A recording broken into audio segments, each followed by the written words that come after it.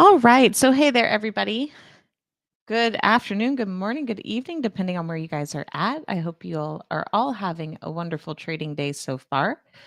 For today's session, we are going to focus specifically on talking about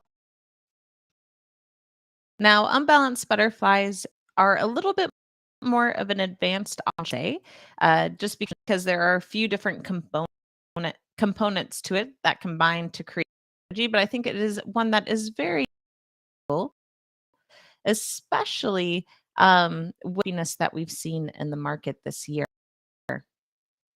So let's go ahead and get started. Unbalanced butterflies, right, in general, are a non-directional strategy, like I mentioned, that is great for choppy and consolidating markets. Butterflies consist of a vertical credit spread and a vertical debit spread, either on the call or the put side of the option chain. Typically, the short strikes of the credit spread and debit spread will be this, right? And that's what creates generally a butterfly. And for the max profit, you want to see the underlying asset price settle at the short strike at expiration. Now, of course, if it's a cash settled index like SPX, then there's no harm holding it literally into the close. If it's anything where you have that risk of assignment, then please just be mindful prior to that close, just to avoid any risk of getting assigned shares in your account. You want keeping the same spread width on both sides, right? So the same width spread will allow for a lower capital costs compared to different spread widths. So if you're looking at a 5-point spread width on spread, you're also looking at a 5-point spread width on the debit spread. So vertical spread is when you sell to open a strike that is closer to at or end money compared to open strike. And when the two are netted together within the same order ticket, it will create an overall net credit. Now, the combination, right, of a butterfly and an additional vertical spread, in this case, we're focusing on the credit spread, creating an unbalanced butterfly. So it's the combination of these two strategies, when they're put together, that creates an unbalanced butterfly strategy, specifically where we have the extra vertical spread on the credit spread side of the trade, is what we're looking at for today. And so typically, you open an unbalanced butterfly so for an overall net credit. The reason for this is due to the extra credit spread and the addition to the butterfly. So let's go ahead and just show the X here for today as an example as we walk through this. So if we are looking at day expiration, if we really don't think the market, for example, is going to break back above the 185 level, then we could look to place a standard butterfly in this range, which once again consists of one debit spread and one credit spread.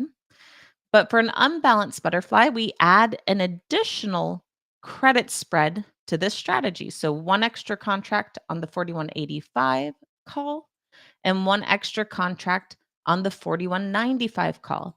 You can see when all of these strikes and contract amounts are combined, they create a total net credit of 35 cents. So that's how you get that positive net credit on the trade.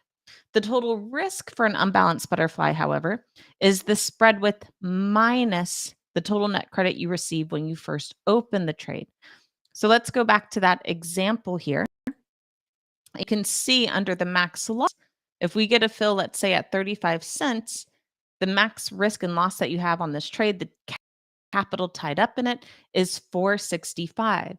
That's because we have a 5-point spread width, right, on each side. So it's a 5-point spread butterfly minus our 35 cents of credit. So 5 minus 35 equals that 465 total risk amount. The max profit potential is if The underlying first pins right at 41.85 is the short strike, right? That's where you will receive the max profit potential. And the way you figure out the max profit potential is very similar, right? You take the spread width, which is 5 points, and you add to it the credit that you received, in this case of 35 cents. So once again, we'll go to the max profit potential, see that the max profit potential is 535, right? So a 465 max risk, of 535 max profit potential. The entire butterfly, right? If it closes out of the money, then you still end up walking away with the net credit that you received on the trade. So that's what's really beneficial to these unbalanced butterflies is they work great for chopping consolidating markets with the idea that you aren't anticipating the underlying price to bounce up and reach this level. However, if it does, that is the benefit of having this as a butterfly rather than just as a pure credit spread. The butterfly gives you that nice big profit potential, almost acting like insurance for the trade in case it does bounce higher, as long, of course, as it doesn't exceed the short strike that we see here. So when you put on an unbalanced butterfly, or at least when I do it, I'm typically looking for the price to either stay at or below short strike to allow me some sort of profit. This is a great trade to put on through earnings or when you have the idea that a price will likely not move in the butterfly's direction. If the price does move in the direction of your trade, right? You have the insurance of the butterfly itself to still allow for a profit as long as it doesn't exceed the short strike, right? So as long as the underlying price does not exceed 41.85 in our example, then you still get to walk away with overall profit on the trade. So let me just pop this back up here, right? As our example that we're walking through hypothetically. So the idea around this trade, right? And this is a hypothetical trade, guys. It's not one that I'm putting on by any means. But the idea around it is we're really not anticipating the market to move up, right? We think that overall it's trying to move off the 4,200 level. We think that there's a possibility it might chop here, it might continue to sell off. And so we put this trade idea on to try and ideally allow it to close out of the money for worthless, and the premium that we received when we first opened the trade, the net credit, is an overall profit. If, however, the market does bounce back up into the close, the idea is we really don't anticipate it to break our short strike. In this case, we're saying we really don't think it will break above 41.85 at all. It will stay there or below that level. As long as it stays at or below that level, then there's the possibility of the max profit potential or just an overall profit on the trade. If it closes right at 41.85, you get the max profit potential of 535, the spread width plus the credit received. If it closes in between 41.80, 41.85, let's say it closes at 41.82, then you're in the money by $2. So it will settle for $2, that on top of the credit, right? Because the credit spread portion of this trade is still out of the money, means that you would have a 235 total profit. The risk, right, of 465, the way you start to incur that is if we really start to break above 41.85. The moment we start to break above that short strike, that is when you have the possibility of losing on this trade. And if it goes completely in the money, which is what you don't want to see on this version of an unbalanced butterfly, then of course you'll hit that max loss of 465.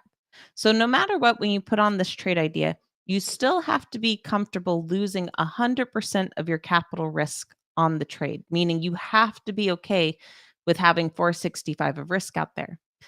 But to me, it's a little bit more beneficial, in my opinion, at least, than doing a straight credit. Yes, a straight credit spread at this level gives you a little bit better credit, right? It's about 80 cents, but the risk isn't all that different, right? It's a 420 risk versus an 80-cent profit. That is not a risk versus reward scenario that I prefer, right? I want my risk versus reward to be even, or I want the profit potential, the reward, to be greater than the risk. And so If you're looking at a strategy like a credit spread, but the level that you don't think the price is going to exceed is already slightly out of the money, right? It's not at the money or in the money, it's out of the money. Then consider, instead of the credit spread, doing the unbalanced butterfly, where you still get net credit for the trade, but now, right, if it does start to move against you, instead of only having that $80 of profit potential per contract, you actually have increased it to a 535 max profit potential per contract, where, like I say, that butterfly part of the trade idea acts as insurance for you. So it creates a much better overall risk versus reward scenario. But at the same time, if the butterfly remains out of the money, right, and it does what you're originally looking for it to do on the credit spread, you'll still be able to take some sort of profit off the net credit you receive on the trade idea. So, does anyone have any questions around an unbalanced butterfly specifically? I'd be happy to help answer that for you guys.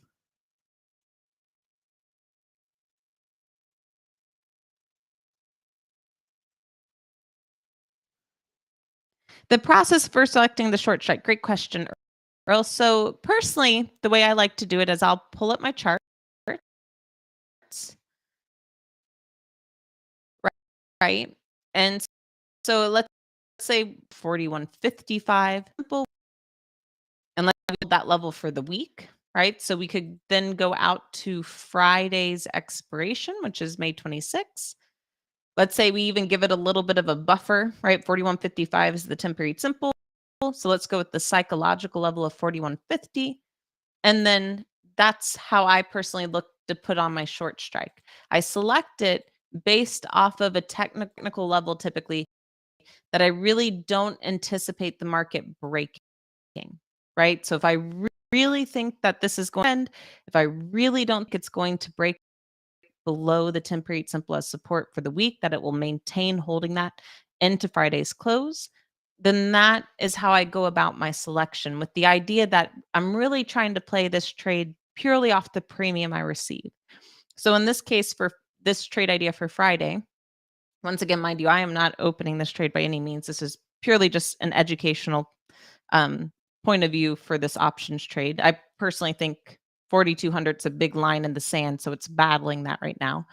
But if you are looking at your chart technicals and you really think that it's going to continue in the bullish trend, that it's not going to break the 10 period simple this week, then this might be a trade idea to consider, where you're opening your short strike at 4150. So you're even giving it a little bit of a buffer below that 10 period simple. And you're getting about a dollar 20 of credit. It keeps hopping around. So let's just say a dollar for easy math, right? So that way, as long as it remains out of the money, that dollar of credit you received is your locked in profit. That's your premium, right? That's great. If it starts to get the underlying price to kind of push against your strikes, though, right? It gives you a little bit of heartache, if you will, getting down to that 10 period simple, but it still holds that technical support like you're anticipating. You get a max profit potential of 600 at 4150, and anything above 4150 will be an overall profit for the account. Your risk of $4, right? $400 starts to incur if it breaks below 4150. So I really try and personally place that short strike at a level that I do not think the underlying price will break going into that expiration. And as long as it can maintain that, then I know that I'm walking away with an overall profit. Oh, is it Claude? I'm not sure why that is. I apologize. I might have too many things streaming at once, which is why it's versus like one platform versus the other. So I do apologize about that. And then Mo Sevenson is asking, can you give me any advice on how you deal with the tilt? Today's market made me lose all my profits this month. So when I read something like that, Mo, the first thing I think is I would ask you is, what's your risk tolerance, right? Because if all your profits ended up disappearing, it sounds like you might have a little bit too much capital risk out there, or the trade you're looking at, kind of like what we're talking about here, is where you don't have a nice even risk versus reward scenario, or you have a much higher risk than you do on the max profit potential trades, which is exactly why I mentioned if we were to look at a credit here, for example, at 41.50, you're about $1.30, $1.35. That's not that much difference compared to the unbalanced butterfly we just looked at. But, right? And when we look at the max profit potential versus max risk, this is a really big difference, right? Your max profit potential is only the credit you receive of $1 versus your max loss of 370. That is not the risk versus reward scenario I personally like to look at for myself, because it means that I need multiple winners, right? Full max profit winners to make up at least one losing trade. I prefer to set up trades on options where my profit potential is much greater than the max risk. That will only need one winner to help make up for multiple losers. And so, what I would personally look to do is, if you're not keeping a trading journal, one, certainly start looking at doing so, because it's a great way to catch yourself when you keep making like the same silly mistake on a trade entry over and over again, right? It can help clarify what you might be quote unquote doing wrong on your account. But the second thing I'd also look at is, what is your risk like on your trades, right? How much capital risk out there do you have versus the profits that you're taking? And if you're taking very small wins but have very high risk, then that's something that you might want to look at adjusting for your trading account going forward. Because, like I said, the downside for doing strategies like that, where you think, of course, they have a really great probability of winning, is the one time they lose, right? It does what you mentioned. It wipes out all your profits, and it can potentially turn you red in the account. So instead, look for strategies that are going to benefit you on the risk versus reward scenario. So you have a much greater profit potential than you do the risk for the overall move that you're looking for in the market. And then that way, of course, in turn, ideally, your profits can easily make up for your losses and keep you net ahead. So I hope that helps you out some. Um, but yes, risk versus reward. Yeah, reward is what you taught me, Allison. Great. I love hearing that, Phil. It's a hard lesson to learn. I speak from experience too, because I've, was a new trader just you guys. Maybe not all of you are new traders, right?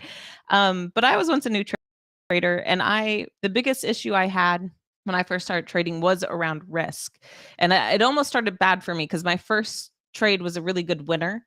And then from there, I had like a slight winning streak when I first started trading.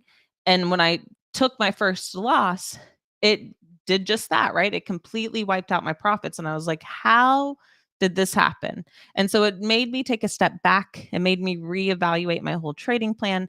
And once I realized that all of the negatives I found around trading, right? What I call the dark side of trading, where you start to get really emotional about your trades.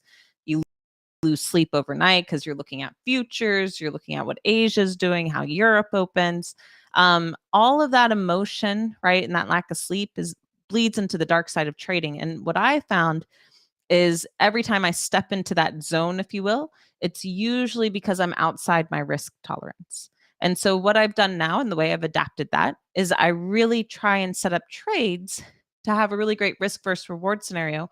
And I also don't load the boat in my overall account. Even in the $500 challenge account that we do here, I don't put that $500 all into one trade idea, right? I break it apart between multiple trade ideas.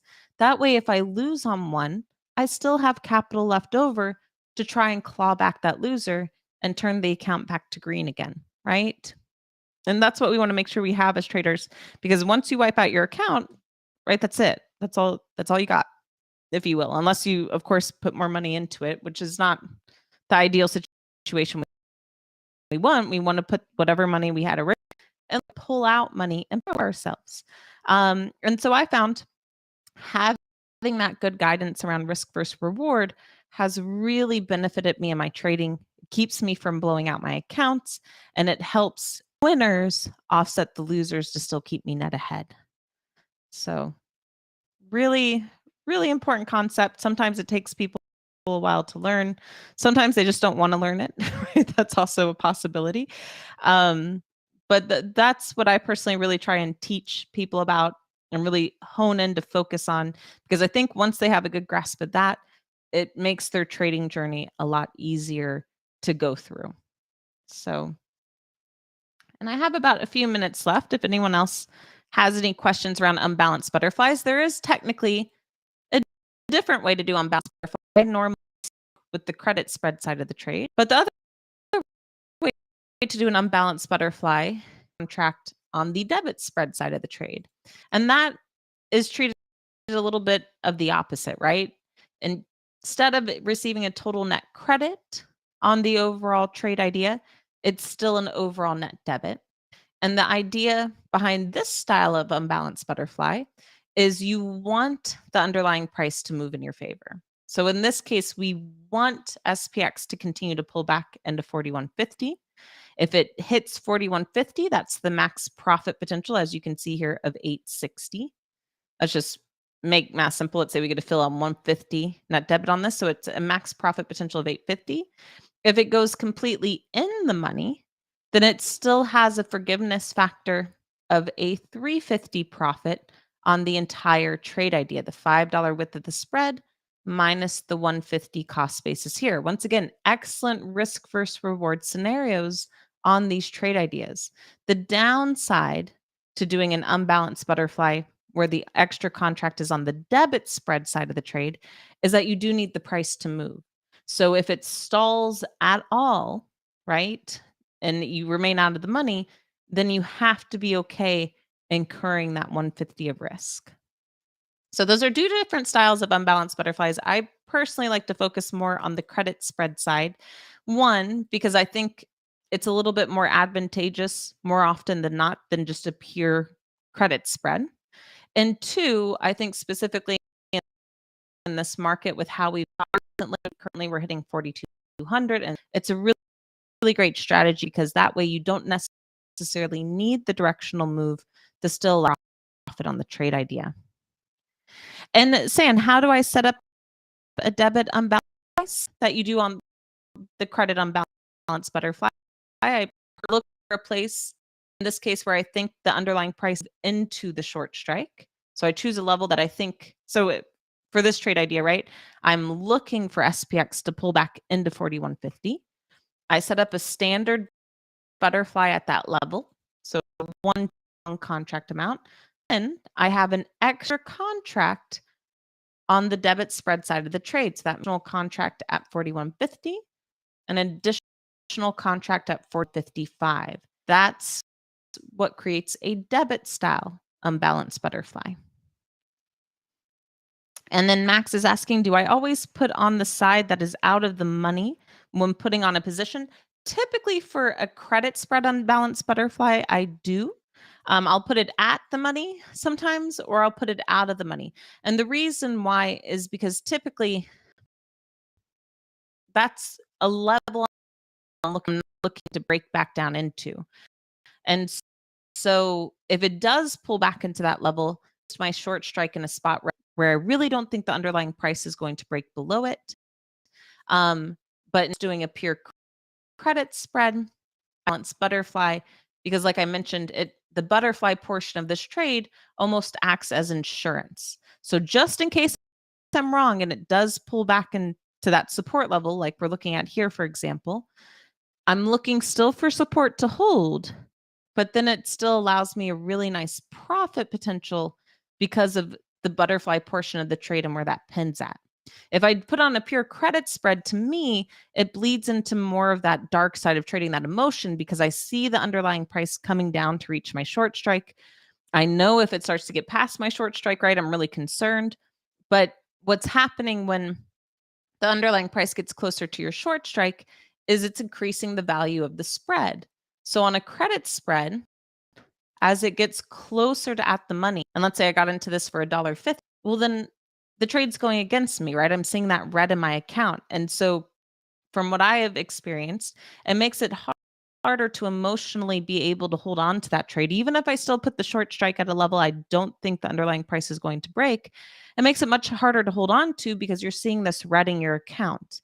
Whereas with an unbalanced butterfly, it makes it a little easier from an emotional standpoint because you know if it pulls back, your insurance part of the trade kicks in. Now, once it exceeds the short strike, you still have that risk to factor in. But like we talked about, the risk versus reward when we go out a little bit in time is very similar on the credit spread side of the trade versus the unbalanced credit butterfly. And so if I'm looking at basically the same sort of net credit when I first opened the trade, but on the butterfly, I have an extra insurance of $500, I'm going to do that trade because that way, if it pulls back and stalls at the pin, that's even better, right? My insurance kicks in and it allows for a bigger profit. And so it's easier to hold on to the trade. I hope that makes sense.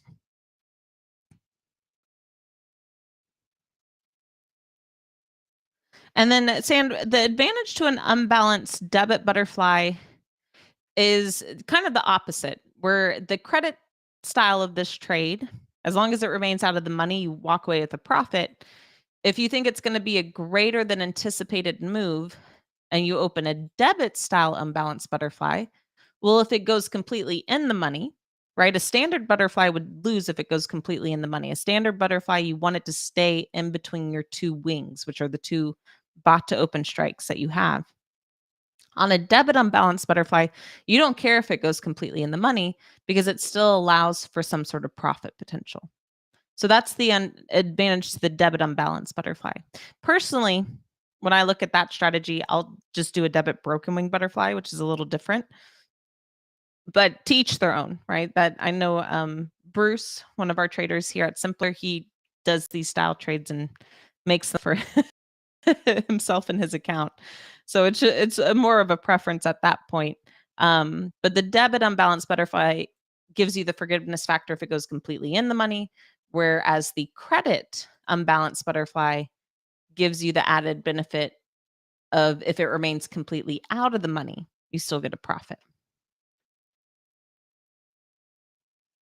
So I hope that helps out, guys. Just a little education around unbalanced butterflies. And that is time for today. Certainly, if the audio was at all a little garbly on this, please go back and check the recording. I did record this separately on my OBS, so the sound should be coming through nice and clear on that system to where the recording should be a little bit crisper than what you might be hearing now through the internet connection on the mic. As always, though, may the trade be with you, my fellow Jedi, and I look forward to talking to y'all again tomorrow. Bye.